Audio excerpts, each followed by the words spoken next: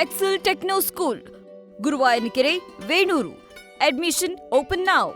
ಸರ್ಕಾರಿ ವೈದ್ಯರಿಗೆ ರಾಜ್ಯ ಆರೋಗ್ಯ ಇಲಾಖೆ ಶಾಕ್ ಕೊಟ್ಟಿದೆ. ಐಪಿಡಿ ಚಿಕಿತ್ಸೆಯನ್ನ ನಿಷೇಧ ಮಾಡಿದೆ.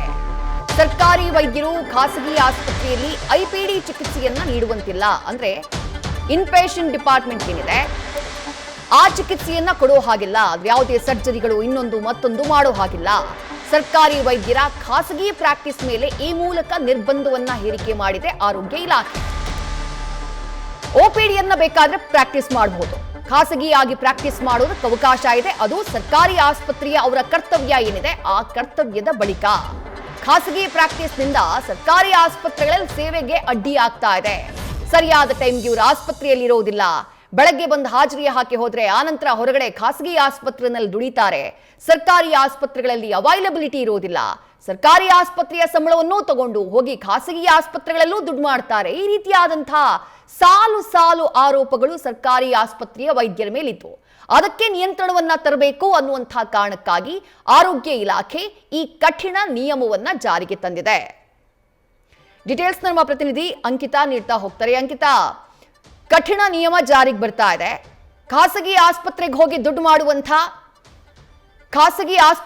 ದುಡ್ಡು ಮಾಡುವಂಥ ಈ ಸರ್ಕಾರಿ ವೈದ್ಯರೇನಿದ್ದಾರೆ ಅವರಿಗೆ ಅಂಕುಶವನ್ನ ಹಾಕೋಕೆ ಆರೋಗ್ಯ ಇಲಾಖೆ ಮುಂದಾಗಿದೆ. ಬಟ್ ನಿಯಮ ಯಾವ ರೀತಿಯಾಗಿರುತ್ತೆ, ಏನ್ ರೂಲ್ಸ್ ಅನ್ನ ಮಾಡ್ತಿದ್ದಾರೆ ಚಂದನ? ವಿದ್ಯಾ, ನಿಜಕ್ಕೂ ನಮ್ಮಲ್ಲಿ ಒಂದು ಅಭಿಪ್ರಾಯ ಇತ್ತು. ಅಂದ್ರೆ ಏನು ಸರ್ಕಾರಿ ಆಸ್ಪತ್ರೆಯಲ್ಲಿ ವೈದ್ಯರ ನಿರ್ಲಕ್ಷ್ಯ ಮಿತಿ ಮೀರ್ತಾ ಇದೆ ಅನ್ನುವಂತಹ ಒಂದು ಅಭಿಪ್ರಾಯ ಸೃಷ್ಟಿಯಾಗಿತ್ತು. ಇದಕ್ಕೆ ಕಡಿವಾಣವನ್ನ ಹಾಕೋದಕ್ಕೆ ಈಗ ಆರೋಗ್ಯ ಇಲಾಖೆ ಒಂದು ನಿಯಮವನ್ನ ಜಾರಿಗೆ ತಂದಿರುವಂತದ್ದು. ಅಂದ್ರೆ ಯಾವೆಲ್ಲ ವೈದ್ಯರು ಸರ್ಕಾರಿ ಆಸ್ಪತ್ರೆಯಲ್ಲಿ ಕೆಲಸ ಮಾಡ್ತಾರಲ್ಲ ಆ ವೈದ್ಯರು ಖಾಸಗಿ ಪ್ರೈವೇಟ್ ಸೇವೆಯನ್ನ ಮಾಡೋ ಹಾಗಿಲ್ಲ. ಎಲ್ಲಿ ಐಪಿಡಿ ಅಂದ್ರೆ ಆಪರೇಷನ್ ಮಾಡೋದಾಗಿರ್ಬೋದು, ಇನ್ ಪೇಷಂಟ್ ಡಿಪಾರ್ಟ್ಮೆಂಟ್ ನಲ್ಲಿ ಅವರು ಪ್ರೈವೇಟ್ ಹಾಸ್ಪಿಟಲ್ ನಲ್ಲಿ ಕೆಲಸ ಮಾಡೋ ಹಾಗಿಲ್ಲ ಅನ್ನುವಂತ ಕಠಿಣ ನಿಯಮವನ್ನ ಜಾರಿಗೆ ತಂದಿರತಕ್ಕಂಥದ್ದು. ಅಂದ್ರೆ ಅವರು OPD ಮಾತ್ರ ಮಾಡೋದಕ್ಕೆ ಅವಕಾಶ ಇರುತ್ತೆ.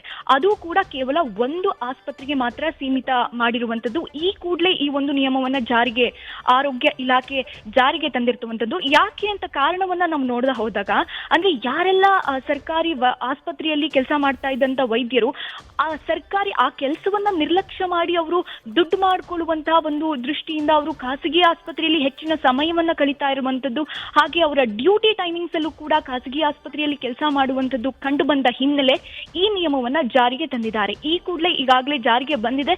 ಈ ಒಂದು ನಿಯಮವನ್ನ ಅವರು ಬ್ರೇಕ್ ಮಾಡಿದ್ದಲ್ಲಿ ಕಠಿಣ ನಿಯಮ ಅಂದ್ರೆ ಕಠಿಣ ಕ್ರಮವನ್ನ ತೆಗೆದುಕೊಳ್ತೀವಿ ಎನ್ನುವಂಥದ್ದನ್ನ ಸೂಚನೆಯನ್ನ ಕೊಟ್ಟಿರುವಂತದ್ದು. ವಿದ್ಯಾ, ಥ್ಯಾಂಕ್ ಯು ಚಂದನಾ ತಮ್ಮೆಲ್ಲ ಡೀಟೇಲ್ಸ್ಗೆ.